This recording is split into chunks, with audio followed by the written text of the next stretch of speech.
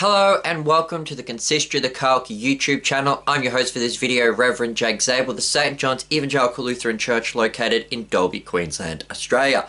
On today's video, I'm going to be doing another video on the topic of polygamy. So, on this channel back in October last year, that's 2022, I did a video on the topic of polygamy. And this was kind of just a broad topic over whether polygamy is considered a sin in the Bible. And essentially I argued in the Bible that polygamy is not a sin because God permits it, and in some cases, such as with King David, God actually gave King David more wives. Therefore, God was actually a part of this act of polygamy. So, I talked about how polygamy was not a sin, and I went through Luther's own thoughts and comments on polygamy, particularly around the case of the bigamy of Philip the Landgrave of Hesse, and how Luther and Melanchthon allowed him to take a second wife. I would also recommend going and checking out a video that Pastor Joshua Sullivan of the Ask the Pastor YouTube channel put out on Did Luther Encourage Bigamy? He also talks about this topic of the situation with Philip of Hesse and his polygamous marriage. I'd recommend going and checking out that video. Pastor Sullivan actually put his out around about the same time as mine, so they both came out at the same time. So I recommend going back and looking at both those videos. Now today, I wanted to talk about the concept of whether polygamy, it's not a sin, but is it a social evil? And so, I really need to, and I'll probably do that after this, do another video explaining the difference between what is a sin and what is a social evil. But today, let's just focus on polygamy. So, polygamy is not necessarily a sin. However, Luther did strongly advise against it. In Luther's Genesis commentary, regarding the topic of polygamy, particularly with that of the patriarchs like Abraham and Jacob, Luther says, "Advise it, I will not; condemn it, I cannot." Meaning that, well, Luther can't condemn polygamy because it's not necessarily a sin, but he won't advise it.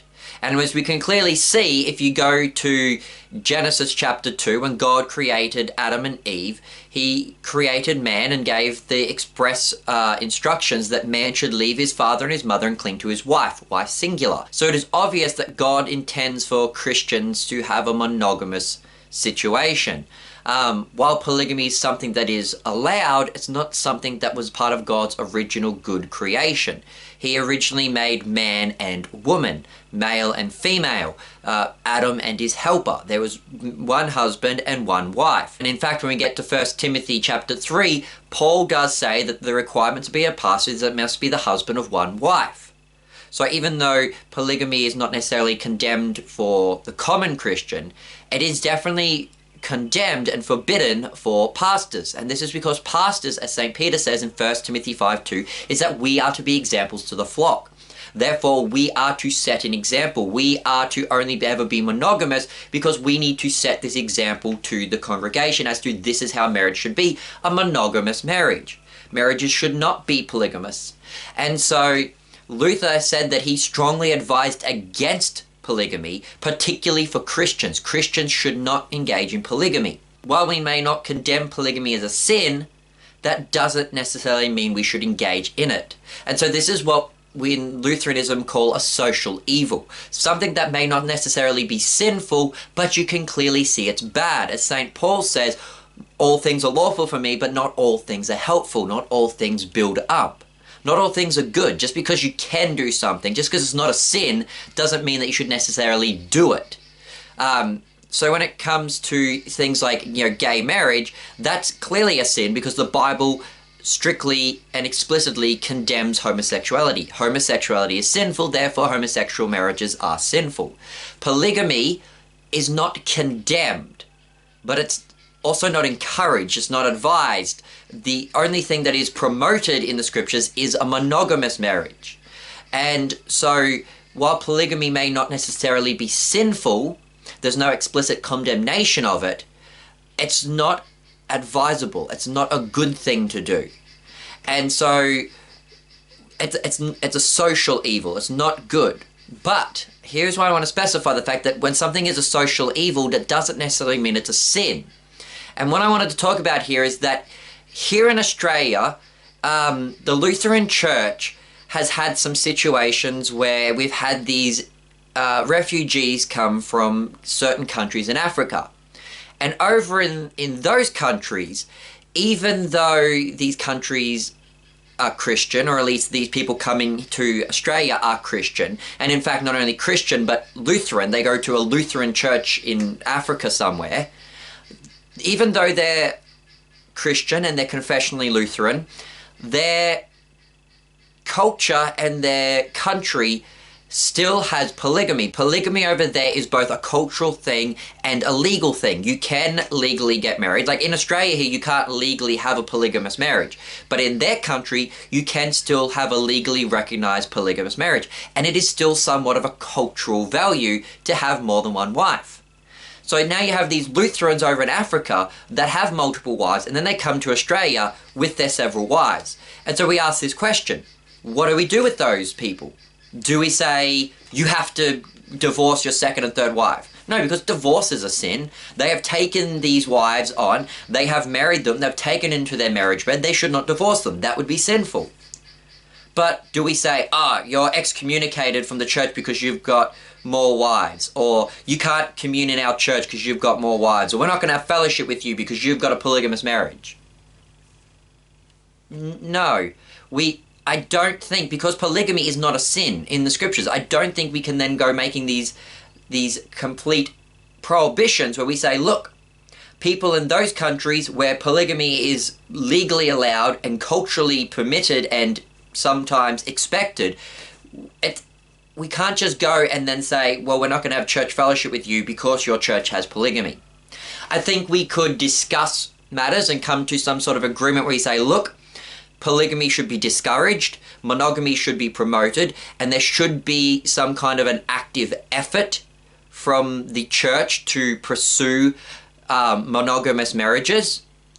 But we do also need to accept the cultural aspects of the fact that they have polygamy there. And this is something that I think we need to keep in mind when we're coming from this Western Christian culture where we don't have polygamy, where it is outlawed. And we can't just assume that every other country has those same values.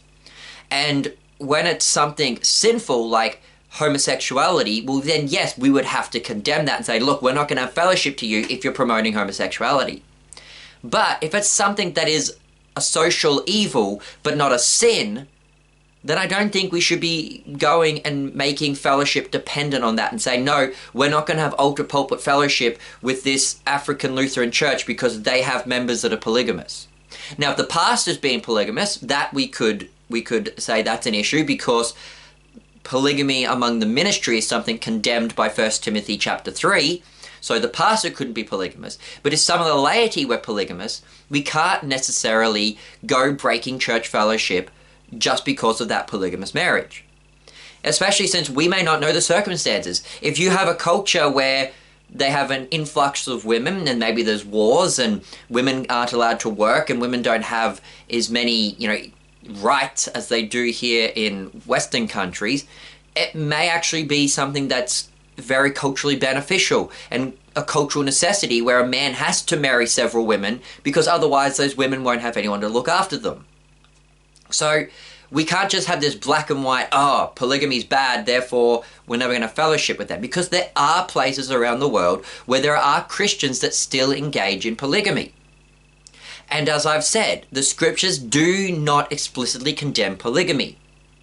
Monogamy is promoted, and I would argue that polygamy is definitely probably frowned upon in the scriptures, but it's not outrightly condemned. And so we can't go determining church fellowship whether a church has polygamy or not. We can't go saying, look, we're going to excommunicate you because you're in a polygamous marriage, or we're going to not have fellowship with that church in Africa because they've got polygamous laity. No. I think maybe we should come to some sort of agreement where we say that, okay, monogamy is the preferred thing, polygamy needs to be discouraged, and that the congregation or the synod there needs to make this active effort to try and discourage polygamy and to minimize it and to work towards having all their marriages be monogamous, that is probably something we could come to an agreement and say, look, if we're going to have church fellowship, there needs to be some sort of like, you know, active effort that you guys aren't just engaging in polygamy willy-nilly. Because the thing is, if it's a social evil and we all acknowledge that it's bad, it should be something that the church is actively moving away from, not towards. Like the issue of slavery, which I'll discuss in my next video, the Missouri Synod took the position that it wasn't necessarily sinful, but it was definitely a social evil. And so the church should work towards abolishing slavery, but that we can't necessarily go and say that you're going to be excommunicated because you had slavery or you supported slavery in America, at least back in those eras where they had slavery. It's drawing this distinction between what is sinful and what is a social evil. So when it comes to social evil, it's something that it's permissible, but definitely should be discouraged and worked away from. So I've been your host, Reverend Jake Zabel. Goodbye, God bless, and I hope that answers the question about where we sit on the grounds of polygamy.